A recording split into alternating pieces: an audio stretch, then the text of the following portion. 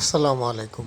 মাশাল্লাহ, দেখতে পাচ্ছেন আমাদের বাসার সামনের আনারকলি গাছগুলো আর চুইঝাল, চায়না থ্রি লিচু সহকারে বাসার সামনে এবং ওয়ালের পাশে রোপিত গাছগুলো। এটা হচ্ছে আপেল গাছ, যেটা একেবারেই মরা ছিল, আর দ্বিতীয়টা এখনও পাতা বেরোয়নি। এই গাছগুলো আল্লাহর রহমতে গত কয়েকদিনে বেশ ভালো হয়েছে। দেখুন, লিচু বড় হচ্ছে আল্লাহর রহমতে, ফুল থেকে ফলে রূপান্তরিত হয়েছে। আর এগুলি সেই আনারস যেগুলি ঈদের ছুটিতে গিয়ে আমি রোপণ করেছিলাম।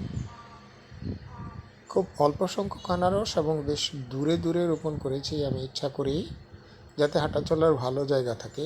আনারসের ঘনত্ব বিবেচনা করলে আরও বেশি রোপণ করা যেত।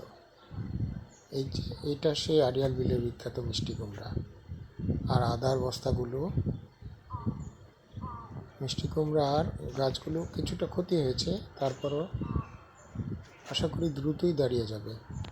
আর এগুলি বেশ কয়েকটি ঈদের আগে বানানো আনারস,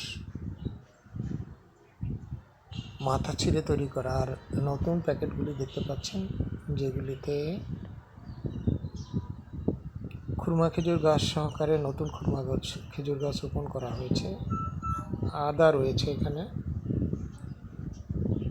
নতুন প্যাকেটিং করার কারণ মূলত হচ্ছে এই গাছগুলো যেন পরিপূর্ণ পুষ্টি পায়, স্পেশালি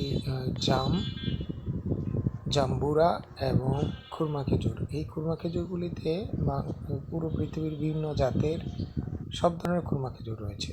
সবাই ভালো থাকবেন, ধন্যবাদ।